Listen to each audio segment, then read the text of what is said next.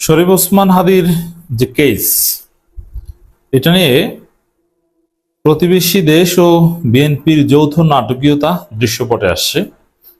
আমরা যেটা সন্দেহ করছিলাম, এবং সাংবাদিক ইলিয়াস, পিনাকি ভট্টাচার্য এদের যে শঙ্কা, সেটা সত্য হচ্ছে।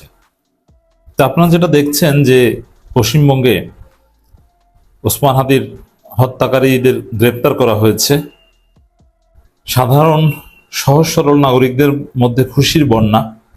বিএনপি এটা মার্কেটিং করছে, কিন্তু আসলে এগুলো আরেক ষড়যন্ত্রের আলামত।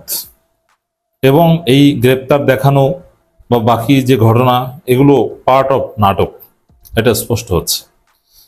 দেখেন কিভাবে, এবং তার আগে বলে নি যে ইলিয়াস, পিনাকি বা এদের দৃষ্টিভঙ্গি কি ছিল। এগুলো কিন্তু কোনো ইনভেস্টিগেশন না, এগুলো দৃষ্টিভঙ্গি, এগুলো সার্কামস্টেন্সিয়াল এভিডেন্স একত্র করে একটা অ্যানালজি করা হয়।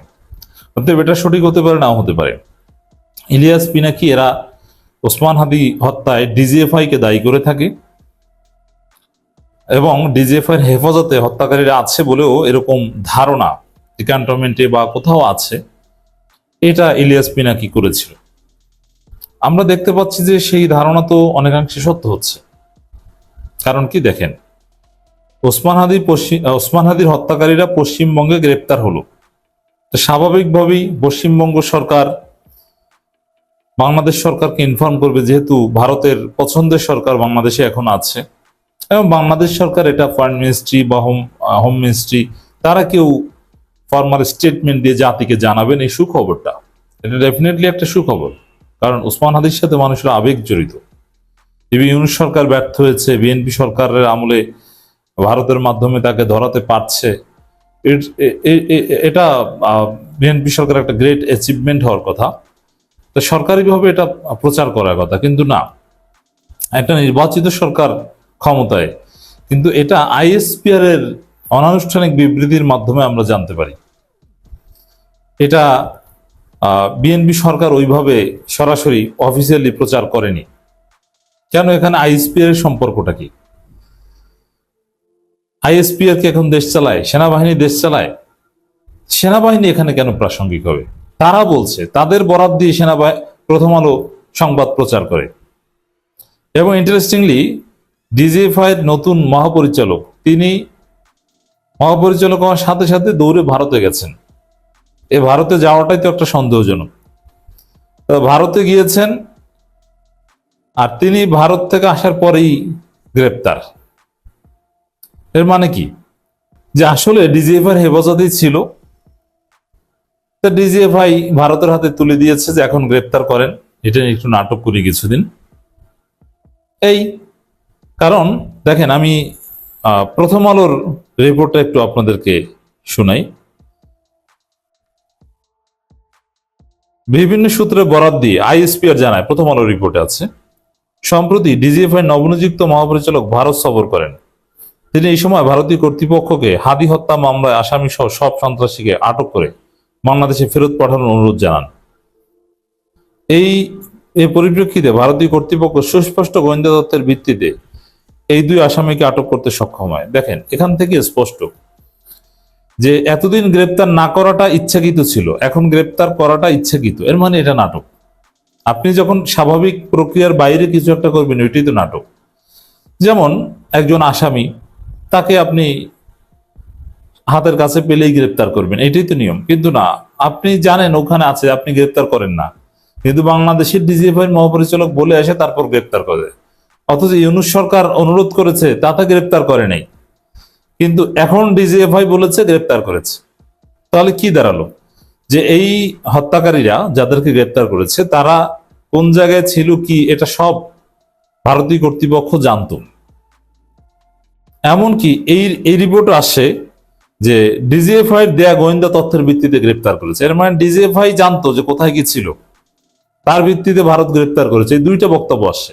একটা হচ্ছে ভারতের গোয়েন্দা তথ্যের ভিত্তিতে গ্রেপ্তার করেছে ডিজিএফআই এর অনুরোধের ভিত্তিতে, আর একটা হচ্ছে যে ডিজিএফআই এর দেয়া গোয়েন্দা তথ্যের ভিত্তিতে ভারতের সরকার গ্রেপ্তার করেছে, ভারতীয় পুলিশ গ্রেপ্তার করেছে। তাহলে কি দাঁড়ালো? যে DGFI is deeply connected here, এবং ডিজিএফআই নিউ দ্যাট। তা ইলিয়াস পিনাকি এটাই তো বলার চেষ্টা করছেন আসলে ডিজিএফ এর হেফাজত হচ্ছে। এটা হতে পারে যে ডিজিএফআই ভারতের কাছে তুলে দিয়েছে যে এখন গ্রেপ্তার দেখান, তারপরে তার গ্রেপ্তার দেখিয়েছে। গ্রেপ্তার দেখানোর পর বাকি অংশ তো পার্ট অফ নাটক। কি যে 14 দিনের রিমান্ডে নেওয়া হয়েছে, বাট কিসের জন্য? অবৈধ অনুপ্রবেশের দায়। দেখেন নাটক কত প্রকার ও কি কি প্রতিবেশী দেশের। অবৈধ অনুপ্রবেশ করেছে অনেক আগে, এবং ভারত সরকার নাকি সেটা আগেই জানতো, তাদের গোয়েন্দা জালে ছিল। তাহলে অবৈধ অনুপ্রবেশ করলে তারা সময় মতো গ্রেপ্তার করে না। আর আওয়ামী লীগ নেতারা যে দলে দলে অবৈধ অনুপ্রবেশ করেছে তাদের কাউকে ধরে না। অবৈধ অনুপ্রবেশের দায়ে গ্রেপ্তার, অবৈধ অনুপ্রবেশের দায়ে 4 থেকে 5 বছর জেল হতে পারে কমপক্ষে, আইন অনুযায়ী 6 বছর পর্যন্ত জেল হতে পারে। তাহলে 6 বছর জেল খাটবে, তারপরে বাংলাদেশ ফেরত দিবে নাকি? বিচারের মুখ দেখবেন না জাস্ট নাটকের একটা শুরু? তবে ওখান থেকে বিভিন্ন প্রোপাগান্ডা ছড়ানো হতে পারে যে গ্রেপ্তার হয়েছে অবৈধ অনুপ্রবেশের দায়ে, কিন্তু ওসমান হাদি হত্যা নিয়ে নানান প্রশ্ন প্রশ্ন ভারতীয় পুলিশ করবে, তারপরে সেখান থেকে নানান প্রোপাগান্ডা ছড়াতে পারে এটার সাথে অমুকে জড়িত, বিএনপির কেউ জড়িত না, অথবা বিএনপি যাদেরকে ফাঁসাতে চাইবে, যেভাবে প্লট সাজাতে চাইবে, ভারতীয় পুলিশের কাছে যারা গ্রেপ্তার হয়েছে হত্যাকারী শুটার তারা ওইভাবে বলবে। এটা একটা যৌথ নাটকীয়তা হতে পারে। অতএব ন্যায় বিচার, ওসমান হাদি হত্যাকারীদের বিচার, এরকম কোনো সম্ভাবনা আমি দেখছি না। যা দেখছেন এটা আরেকটা মেটিকুলাস ডিজাইন নাটক, এবং এই নাটকের সাথে ভারত এবং বিএনপি জড়িত। আর যেহেতু ডিজিএফআই এখন বিএনপির পকেট, মানে একদম বিএনপির পছন্দের লোককে ডিজিএফআই মহাপরিচালক বানানো হয়েছে, এবং তিনি সাথে সাথে ভারতে যে হাজিরা দিয়ে এসেছেন, কিছু ট্রেনিং নিয়ে এসেছেন, ভারতের অ্যাসাইনমেন্ট নিয়ে এসেছেন, তা এখন বিএনপির মনের মতো করেই তো নাটকটা হবে। এর মানে আওয়ামী লীগের লোকজনকে ধরবে, দেখি কাদেরকে ধরে। We are waiting, but it's very tough. যদি ধরে তাহলে এটাও একটা খেলা। কি খেলা? এটা হচ্ছে কে ভারতের গোলাম হতে পারে, আওয়ামী লীগ না বিএনপি, এই রেস। হ্যাঁ, এটা একটা সেন্সে আপনি বলতে পারেন যে এটা বিএনপি সরকারের সফলতা, যে ভারতে বসে যারা বাংলাদেশ বিরোধী প্রচারণা চালাচ্ছে তাদেরকে গ্রেপ্তার করানো হচ্ছে। কিন্তু বাংলাদেশ বিরোধী প্রচারণা এখন তো তেমন চালায় না, এখন তো মোটামুটি তারা শান্ত আছে। ভারতে বসে বাংলাদেশ বিরোধী প্রচারণা চালাতে ইউনূসের আমলে, ইউনূস এদেরকে থামানোর জন্য বারবার চেষ্টা করেছেন, কিন্তু থামায়নি। এখন বিএনপি এসেছে, এখন থামাবে কেন? বিশেষ কোন উদ্দেশ্যে না? ভারতকে খুশি করতে পেরেছে বিএনপি যে আওয়ামী লীগকে আর লাগবে না, বিএনপি খুশি করেছে, অতএব এখন আমরা আওয়ামী লীগকে চিনি না, এখন বিএনপিকে চিনি। এরকম একটা সম্ভাবনা আমরা দেখতে পাচ্ছি। ওভারঅল যা দেখছেন, পৃথিবী থেকে ন্যায় বিচার উঠে গেছে। দর্শক আসসালামু আলাইকুম। আপনারা জানেন ভারতে শরীফ ওসমান হাদির যে 2 হত্যাকারী ফয়সাল করিম মাসুদ এবং আলমগীর হোসেন, তারা গ্রেপ্তার হয়েছে বনগাঁ সীমান্ত থেকে। ভারতের পুলিশ তাদেরকে গ্রেপ্তার করেছে। এই গ্রেপ্তার হওয়ার পরে বাংলাদেশে রাজনৈতিক সমীকরণ নতুন করে রূপ নিতে শুরু করেছে। এখানে বিভিন্ন জন বিভিন্ন ধরনের অনুমান করছে, আশঙ্কা করছে। আশঙ্কা করারই কথা, কারণ যেখানে গ্রেপ্তার হয়েছে সেই দেশটি যেহেতু ভারত, সেহেতু এখানে নানা ধরনের সমীকরণ, নানা ধরনের হিসাব নিকাশ, এটি খুবই স্বাভাবিক ব্যাপার। অন্য কোনো দেশ হলে, ভারতের বাইরে যদি তৃতীয় বিশ্বের অন্য কোনো দেশ হতো, সেখানে যদি তারা গ্রেপ্তার হতো, তাহলে এত সমীকরণের প্রয়োজন ছিল না। আমরা জুলকারনাইন শায়েরের একটা পোস্ট থেকে যেটা জানতে পারলাম, এই ফয়সাল করিম মাসুদ ভারতে কিন্তু গ্রেপ্তার হয়েছে গত বছর, অর্থাৎ 2025 সালের শেষের দিকে, তার মানে আজ থেকে প্রায় 5-6 মাস আগে। তখন কালবেলা সহ বেশ কয়েকটি পত্রিকা এই বিষয়ে রিপোর্ট করেছিল যে ওসমান হাদির হত্যাকারী ভারতে গ্রেপ্তার হয়েছে। পরে ভারতের পক্ষ থেকে কিন্তু সেটি অস্বীকার করা হয়েছিল। রাজনৈতিক বিশ্লেষকরা বলছে যে গ্রেপ্তার আসলে তখনই হয়েছিল, কিন্তু সেটি গোপন রাখা হয়েছিল ভারতের বিভিন্ন স্বার্থের কারণে। কারণ তারা তো আসলে এমন একটা দেশ, যে দেশ অন্য কারো চিন্তা তো দূরের কথা, তার প্রতিবেশীকে কিভাবে পায়ের তলায় পিষ্ট করা যায়, তারা সব সময় এই চেষ্টায় রত থাকে।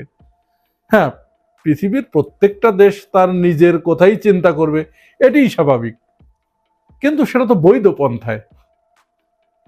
একজনকে পায়ের নিচে পিষ্ট করে নিজে বড় হবার যে মন মানসিকতা, এই কাজটি আমরা শুধুমাত্র ভারত এবং আমেরিকা, এই দুইটা দেশে দেখতে পাচ্ছি এরকম অসৎ প্রবণতা।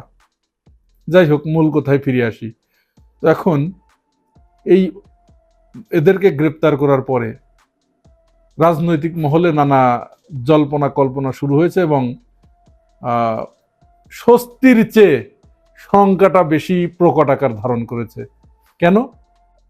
কারণ আপনারা জানেন, এদের গ্রেপ্তারের পরে কিন্তু ভারতীয় পুলিশ 14 দিনের রিমান্ডে নিয়েছে। এখন 14 দিনের রিমান্ড, এটা তো ভারত কেন নেবে? তাদের কি নেয়ার দরকার আছে? তারা কেন 14 দিনের রিমান্ডে নেবে? তারা একটা আসামি গ্রেপ্তার করেছে, বাংলাদেশের কোনো অপরাধীকে তারা গ্রেপ্তার করার পরে তারা যেটা করতে পারে, তদন্ত করতে পারে যে এরা আসলে কারা, কেন এখানে এসেছে। তাদের যদি প্রথম কাজ, তাদের যদি বৈধ কোনো কাগজপত্র না থেকে থাকে, তাহলে এখানে রিমান্ডের তো কোনো প্রয়োজন হয় না, তারা সেই অনুযায়ী ব্যবস্থা নেবে। অথবা বাংলাদেশের সাথে তো ভারতের দ্বিপাক্ষিক সম্পর্ক রয়েছে এবং তারা সবাই জানে, কিন্তু এই খুনিদেরকে গ্রেপ্তারের জন্য 50 লক্ষ করে নগদ টাকা পুরস্কারও ঘোষণা করা হয়েছিল। তাদের ছবি সামাজিক যোগাযোগ মাধ্যমে প্রকাশ করা হয়েছিল। এটা তারা জানে না? অবশ্যই জানে। এখন জানার পরেও তারা 14 দিনের রিমান্ড যে চেয়েছে, এইখানেই শঙ্কাটা তৈরি হয়েছে। ধারণা করা হচ্ছে তারা এই রিমান্ডে নিয়ে এমন কিছু ব্যক্তির নাম এদের মুখ দিয়ে তারা উচ্চারণ করাবে বা বলিয়ে নেবে, যেটার জন্য বাংলাদেশের রাজনীতি পরবর্তীতে অস্থির এবং অস্থিতিশীল হয়ে উঠতে পারে। যেমন আমি উদাহরণ দেই, মনে করুন তাকে রিমান্ডে নিয়ে বলা হলো যে তোমাদের আমরা অক্ষত রাখবো, কোনো সমস্যা হবে না, শুধু বিএনপির অমুক নেতার নাম বলো। আমি জাস্ট একটা উদাহরণ দিচ্ছি। স্বরাষ্ট্রমন্ত্রীর নাম বলে দাও, পররাষ্ট্রমন্ত্রীর নাম বলে দাও, বা অর্থমন্ত্রীর নাম বলে দাও, যে অমুক তোমাকে দিয়ে এই কাজটি করিয়েছে। সে কিন্তু বলে দিল। বলার পরে কি করবে এরা? তখন বাংলাদেশ সরকারকে, আমাদের যে নতুন সরকার, এই সরকারকে বেকায়দায় ফেরানোর জন্য তারা ব্ল্যাকমেইল শুরু করবে। এটা ওদের পক্ষে একেবারেই সস্তা কাজ, খুবই স্বাভাবিক কাজ। কারণ তারা এইভাবেই আমাদের সেনাবাহিনীকে, আমাদের আমলাদেরকে, আমাদের রাজনৈতিক নেতাদেরকে এইভাবেই তারা ব্ল্যাকমেইল করেছে বছরের পর বছর, যুগের পর যুগ ধরে। তারা সেখানে তাদেরকে নিয়ে গিয়ে হানি ট্র্যাপে ফেলে সুন্দরী নারীদেরকে তাদের কাছে লেলিয়ে দিয়ে ছবি তুলে রেখে, বিশেষ মুহূর্তের ছবি তুলে রেখে পরবর্তীতে তারা ব্ল্যাকমেইল করায়। এটাই রয়ের কাজ। তো তাহলে তখন এই সরকারকে ব্ল্যাকমেইল করবে যে এই যে আমাদের কাছে তোমাদের নাম বলেছে, অমুক অমুক নেতার নাম বলেছে, তোমরা যদি আমার এই শর্তে রাজি না হও, অমুক জায়গাটুকু আমাকে দিয়ে দাও, বা আমার এই কাজটুকু করে দাও। শেখ হাসিনার কাছ থেকে যেভাবে তারা বাংলাদেশটাকে একেবারে পুরা কিনে নিয়েছিল টাকা ছাড়া, এরকম একটা আবদার করে বসবে যে এই কাজটা করে দিতে হবে, না হলে আমি এই যে তোমাদের এই অমুক নেতার নাম বলে দেব। তাহলে যখনই আমি এই নামটা বলে দেব, তাহলে বাংলাদেশের মানুষ তো বারুদের মতো হয়ে আছে। জাস্ট আমি ম্যাচের কাঠি ফেলে দেব যে জাস্ট সালাউদ্দিন বা আমির খসরু বা অমুক তমুক।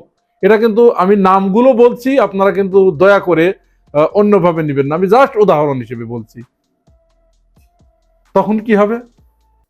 বাংলাদেশের রাজনীতি তো আবার উত্তাল হয়ে উঠবে, রাস্তাঘাট গরম হয়ে যাবে, আবার ধরপাকড় শুরু হবে, আবার রক্তারক্তি শুরু হয়ে যাবে।